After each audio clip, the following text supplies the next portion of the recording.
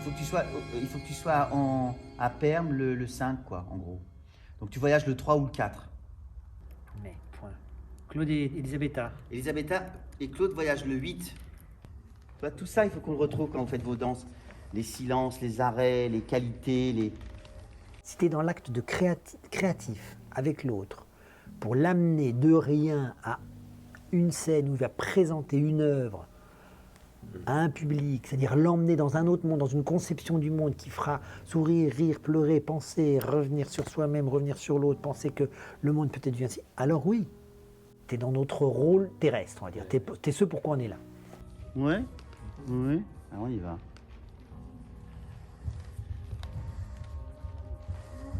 Quand je suis en création avec les enfants, je sais où ça va, c'est un univers que je connais. Mais sinon, pour moi, je me place pas je mets pas de hiérarchie. Je me dis pas, je suis là pour leur dire comment bien faire. Ils fixent déjà beaucoup, quand même. Ils sont vraiment en construction, c'est ce qui est intéressant dans ce travail-là, c'est ce que je trouve intéressant, c'est pas du tout de l'improvisation, c'est vraiment de la construction. Pour moi, quand je suis en création avec eux, je me dis pas, je minimise ma danse, je simplifie parce que je suis avec des enfants et parce qu'ils sont handicapés, pas du tout. Ouais. Moi, je me garde le même truc à fond en faisant des... Et c'est justement évidemment qu'un enfant, il a encore il est pas mal sur le mimétisme, il attrape, mais il attrape aussi l'énergie, il attrape aussi ce qu'on... Et donc j'essaye pas de dire, faut faire comme ça, je fais. Et eux, ils attrapent ce qu'ils attrapent de ce qu'ils voient qui est fait. Claude, il est vraiment chorégraphe, metteur en scène, il amène les idées, il sait ce qu'il veut, il nous dit, voilà, vous ferez ça, il a dessiné le... Et après, à partir de ce qu'il dit lui, bon, quand c'est une création de pas juste, mais de danseurs professionnels, adultes, c'est sans doute un peu différent, mais pas tant que ça quand même. On travaille ensemble, on cherche ensemble, on improvise. Après, c'est une gestuelle qui est beaucoup sur l'énergie, sur les qualités, il y a des choses fulgurantes. Quand on prend une grosse boule lourde, on ne joue pas à montrer qu'on tient une grosse boule lourde. Bon, tout à coup, on a vraiment ce poids, on a vraiment cette chose. Donc, qu'on soit danseur ou enfant ou éducateur, ou quand tu vas attraper une grosse boule lourde, si tu le fais vraiment et si tu sens vraiment le poids du truc et si tu sens vraiment la largeur du truc, eh ben n'importe qui va l'avoir. C'est pas un miracle, parce qu'un miracle, ça veut dire une intervention divine. Non, c'est pas un miracle, c'est cette propension qu'on a, nous, à disponibiliser le corps, à laisser le corps s'ouvrir et à lui dire, tiens, par le mouvement, tu peux faire ça. C'est pas un miracle, c'est du travail, c'est de la pensée, c'est de l'angoisse des fois, c'est de la joie des fois, c'est de la surprise, c'est aussi de la connaissance, aussi du savoir-faire.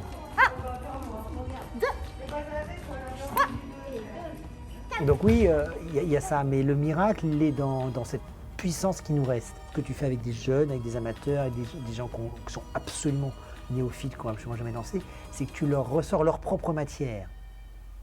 Ah, mais qu'est-ce qu'ils sont en train de faire? C'est chercher l'improbable dans le corps. Mais c'est pas possible. Ah ben non, ils le font, ils ont l'air de le faire. Ah ouais. Le danseur, il aime bien jouer avec ça. Cette limite comme ça, cette brèche où effectivement il va tomber, non il tombe pas, mais il tombe, mais ça c'est le jeu, c'est ultra fragile.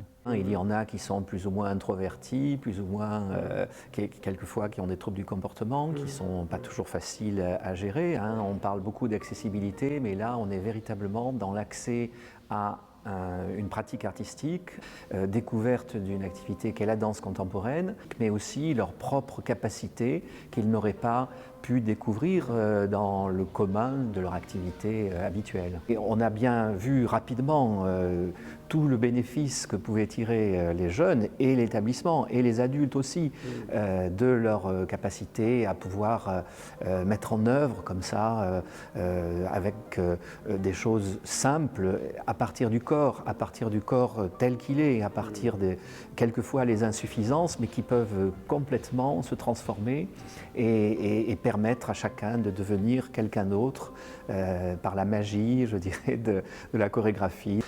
Au bout d'un moment, on finit par oublier la notion de handicap. Et c'est ça aussi qui est beau d'une certaine manière. On les voit évoluer sur scène, c'est vraiment quelque chose très positif pour eux. On voit nos élèves des fois en difficulté, mais malgré tout, on les voit revenir à chaque fois avec le sourire, contents de venir créer quelque chose, de montrer ça aussi à leur famille. On a vraiment l'impression que c'est eux qui ont créé le spectacle.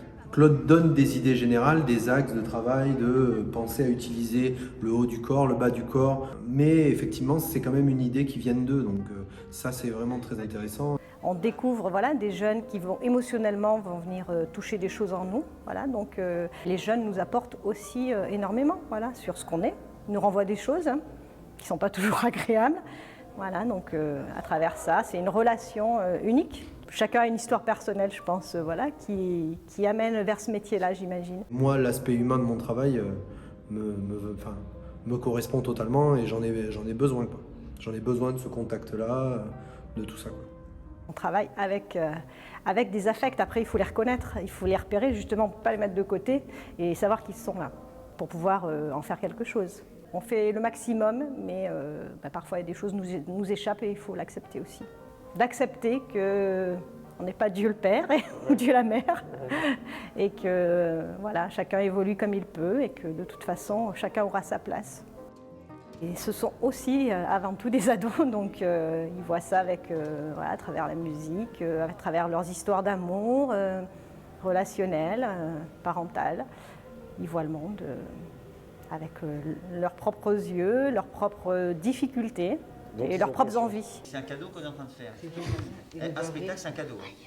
Il faut juste être soi-même. Moi, tu vois, j'ai plus vu quand je leur parle.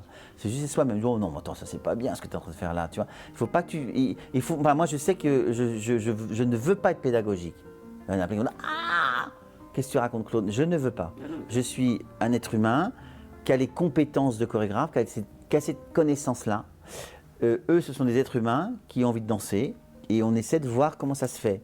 Et tu sais que la danse, c'est fascinant pour ça, parce que tu as quand même le rapport au corps. C'est-à-dire qu'il y a quelque chose qui se tisse qui est de l'ordre de l'indicible, qui est de l'ordre le corps a ses raisons que la raison ignore. Tu vois, il y a quand même toute cette chose-là qui fait que. Et moi, c'est là-dessus que j'aime bien titiller. Aller voir, mais regardez, ils peuvent danser. Tout le monde peut danser en vrai. Maintenant, après, il y a des niveaux. Il y a des gens qui sont danseurs, tu as des danseurs amateurs, mais tout le monde peut bouger. Et tu as quand même plein d'énergies qui ont été saturé par une société, par des codes sociaux qui t'empêchent, de donner une espèce de timidité, ah putain, j'ose pas dire. Attention, c'est pas facile. Alors, l'avantage, c'est le masque. On peut se planquer derrière. Finalement, à cet endroit-là, le coronavirus nous a fait un cadeau. On peut se planquer derrière le masque, c'est facile, du coup, on n'a plus de tête. C'est quand même des moments de paradis au milieu de tempêtes, quand même, tout ça. Quand on est là, au milieu de ce coronavirus, en train de travailler dans le studio à chercher des choses hyper poétiques. Et ouais, alors il ne faut pas faire ça. On a quand même des moments de bonheur partagés qui sont quand même assez rares, très précieux, cette affaire-là. Et moi, je le revendique. C'est-à-dire que tu peux pas laisser les êtres humains aller dans des trucs. Des fois, tu dis non, arrêtez-les là, c'est pas possible. Jean Moulin, Sandrine, bonjour. C'est dur au niveau du distanciel, c'est ça? Là, on est en pleine réflexion justement sur les tarifs ateliers. Donc ne vous inquiétez pas. Ça manque de vie dans les centres culturels. On a besoin de partager, on a besoin de ressentir des émotions, on a besoin de contact. Et là, c'est une catastrophe, quoi. Ras-le-bol de ne pas pouvoir faire son travail comme il faut. Parce qu'on n'a plus personne, on ne voit plus les gens, on n'a plus les échanges, le partage qu'on a avec nos adhérents, avec le public quand il vient voir les spectacles, avec les compagnies. Je ne suis pas sereine et pourtant c'est tellement nécessaire et important que c'est vital presque, la culture. Voilà, Covid, non-Covid, la prorogation 2021-2022, on ne sait pas. Voilà. Je pense qu'il y a un côté un peu viscéral quand on est là quand même. Et ouais, c'est bien quand même d'aimer les choses, d'aimer ce qu'on fait, d'être ouvert. On est confronté à la peinture, à la musique, tellement de choses. Donc voilà, il y a plein de choses intéressantes à faire. Ouais. Et puis le public donne aussi envie, ça, parce que mine de rien, quand on a des gens qui viennent pour faire des ateliers ou quoi que ce soit, ils n'arrivent pas en faisant la tête, quoi. Et s'ils sont fatigués par leur journée, qu'ils arrivent en faisant la tête, ils repartent en ayant la banane. Tu fais rien de tes journées, tu es sur ton ordinateur en train de repousser, refaire, gna trouver quand on va pourquoi. C'est c'est ça. Alors tu fais, mais tu fais pourquoi? L'acte final n'existe pas, plus. Et là, c'est terrible, quoi. C'est éreintant. On a envie de travailler et pas juste d'avoir des studios pour pouvoir être en répétition. On a besoin d'être en représentation et d'avoir du public. Dès que tu te retrouves sur scène, dès que tu te retrouves avec les jeunes, dès que tu te retrouves avec les adultes, avec nos danseurs pour la compagnie Sous la peau, dès que tu te retrouves avec eux, pouf, ça redémarre.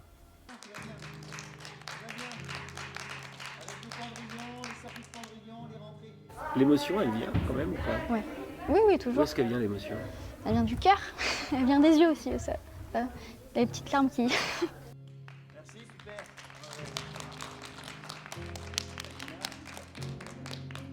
Ouais, c'est un peu une revanche en disant, bah oui, c'est qu'on est capable d'intégrer tout le monde et se dire que, bah, oui, tout le monde peut être intégré.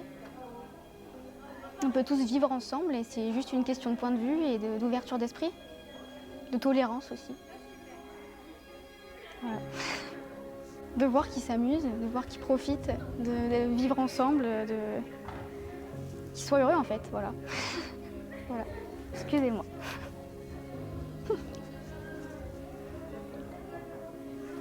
De pouvoir partager tout ce qu'on a partagé ensemble. Parce que j'ai toujours connu la vie en communauté, la solidarité, et c'est vrai que pouvoir vivre toutes ces expériences ensemble et se dire, bah oui, c'est possible, j'en suis capable, bah, je trouve ça beau, voilà.